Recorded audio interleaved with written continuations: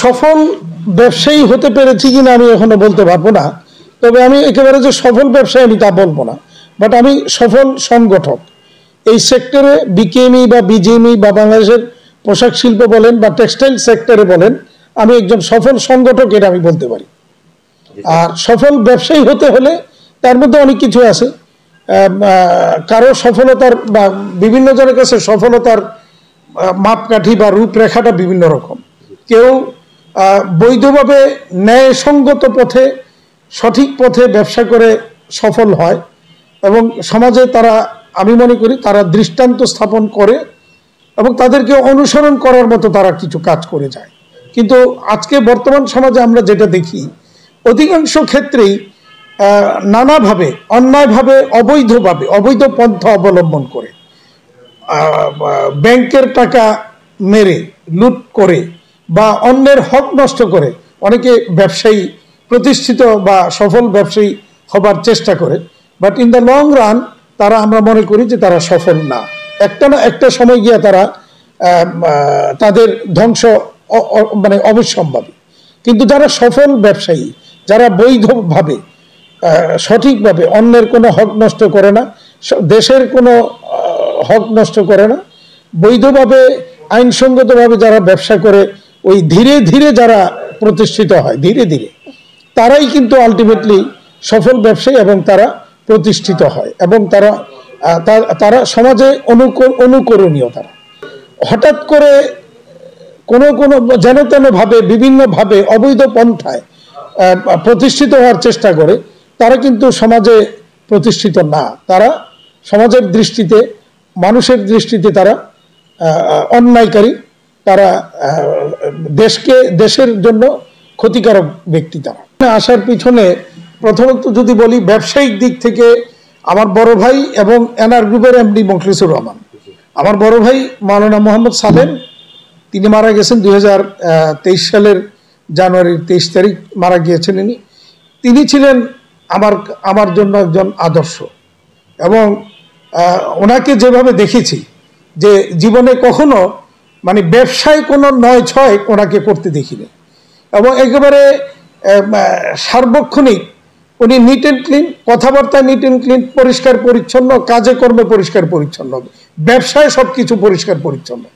সেটা উনি ছিলেন আমার আদর্শ। আর মেন্টর হিসেবে যদি বলেন, এনআর গ্রুপের এমডি মোখলেসুর রহমান, তিনি আমাকে আমার জীবনের শুরু থেকে বিভিন্নভাবে আমাকে গাইড করেছেন বা বিভিন্নভাবে আমাকে সহযোগিতা করেছেন, এখনো উনি করছেন।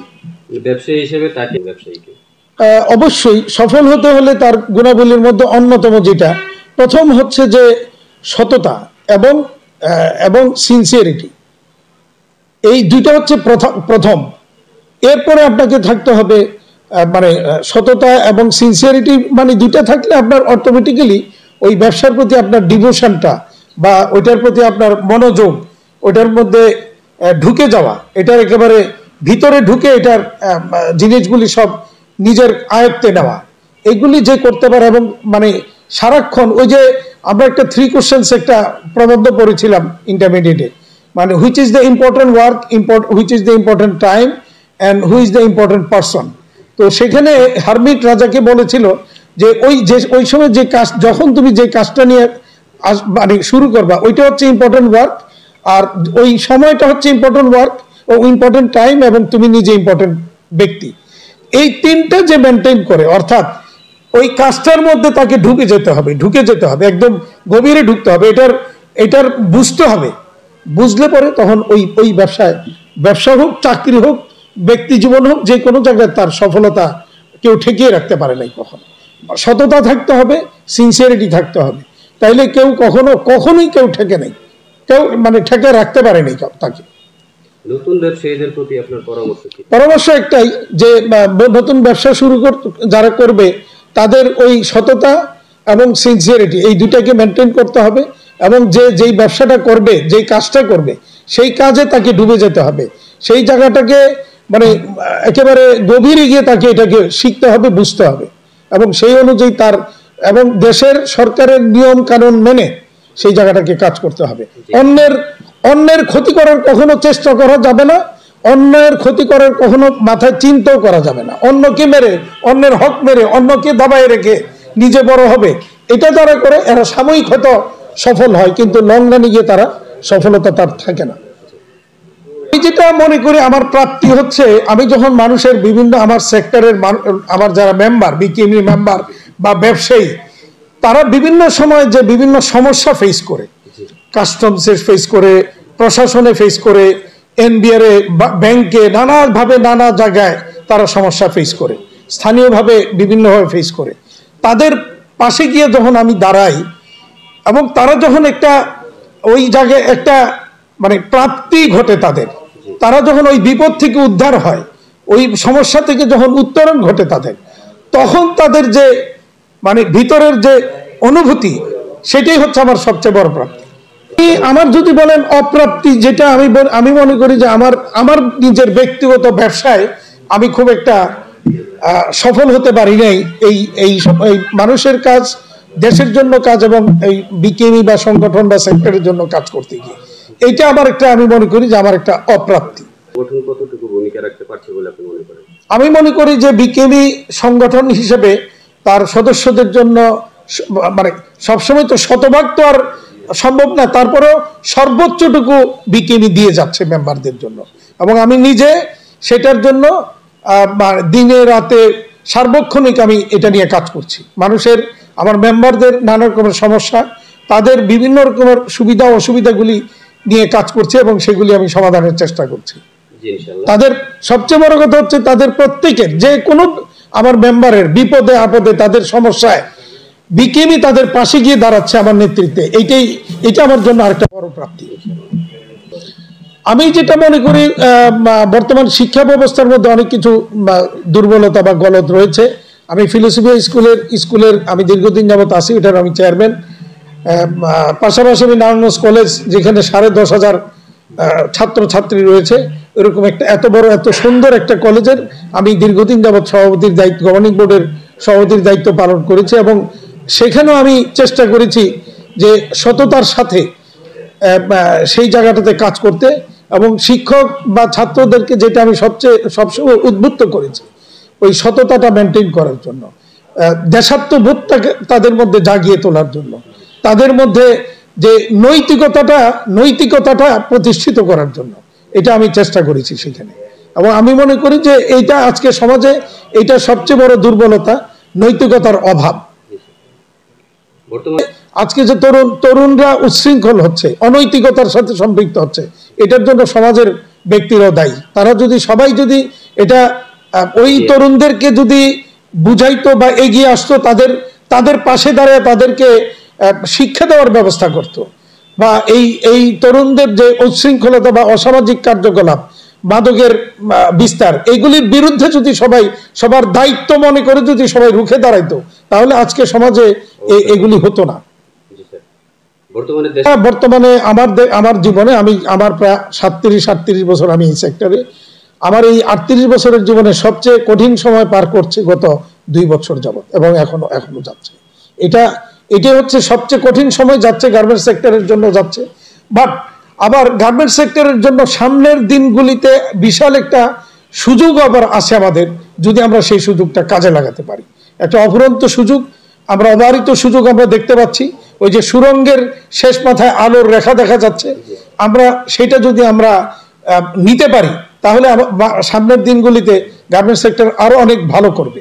সেই সুযোগ কিন্তু আছে, কিন্তু দেশেও কিছু সমস্যা আমরা ফেস করতেছি। যেমন বর্তমানে সবচেয়ে বড় চ্যালেঞ্জ যেটা আমরা ফেস করছি, যে গ্যাস বিদ্যুতের সংকট, দ্বিতীয়ত ব্যাংকিং সেক্টরের যে অরাজকতা, ব্যাংকিং সেক্টরের যে সমস্যাগুলি, এবং লুটপাট হওয়ার পরে যে সেখানে যে বিশৃঙ্খলাটা রয়েছে, পলিসিগত বাধার তৈরি হয়ে আছে সেখানে, এই জায়গাগুলি যদি ঠিক করা যায়, এবং একই সাথে আইন শৃঙ্খলা যদি ঠিক করা যায়, সরকারের যে পলিসিগুলি যদি ঠিক মতো আনা যায়, অর্থাৎ এনবিআর এর নানা রকম পলিসি রয়েছে, বিশেষ করে ট্যাক্সেশন পলিসি, তারপরে ভ্যাট এবং কাস্টমস এর নানা রকমের পলিসি, এগুলি যদি সময়োপযোগী বাস্তবমুখী পলিসি দেওয়া যায়, তাহলে অপরন্ত অবারিত সেই সুযোগটা আমরা কাজে লাগাতে পারবো।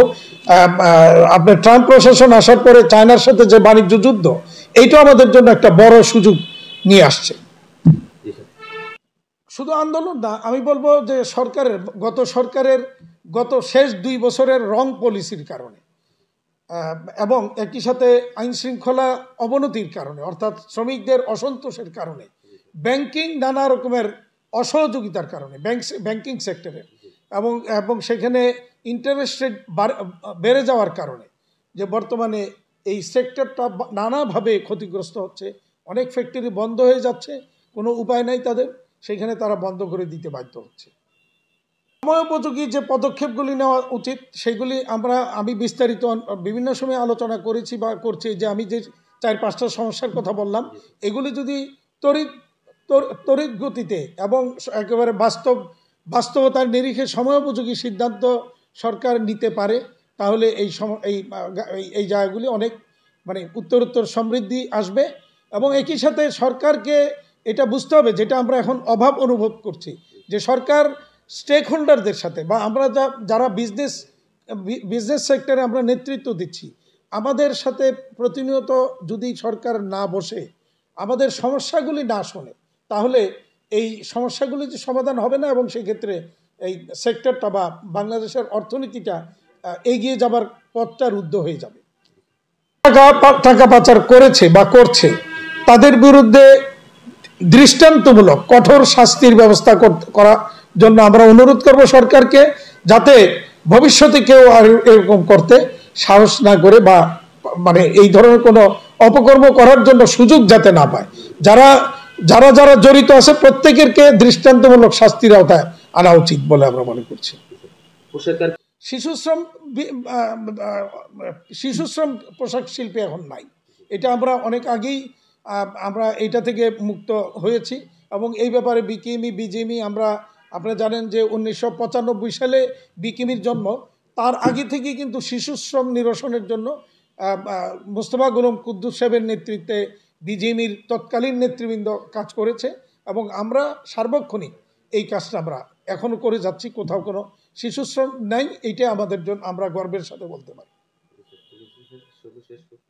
ফ্যাশন আমার একটা গর্বের জায়গা সেখানে আছে। মিনিট ফ্যাশন এই বিকেএমির সদস্য নাম্বার হচ্ছে 1, অর্থাৎ মিনিটের সদস্য পদ দিয়েই বিকেএমির জন্ম হয়েছিল।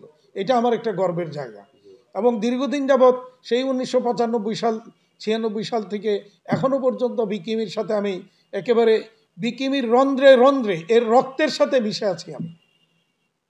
আলহামদুলিল্লাহ, তো আপনাকে অসংখ্য ধন্যবাদ যে আপনি আপনার মূল্যবান সময় থেকে আমাদের কিছু সময় দেওয়ার জন্য, দেশ ও জাতির উদ্দেশ্যে কিছু বলার জন্য আপনাকে আবারও ধন্যবাদ জানাচ্ছি।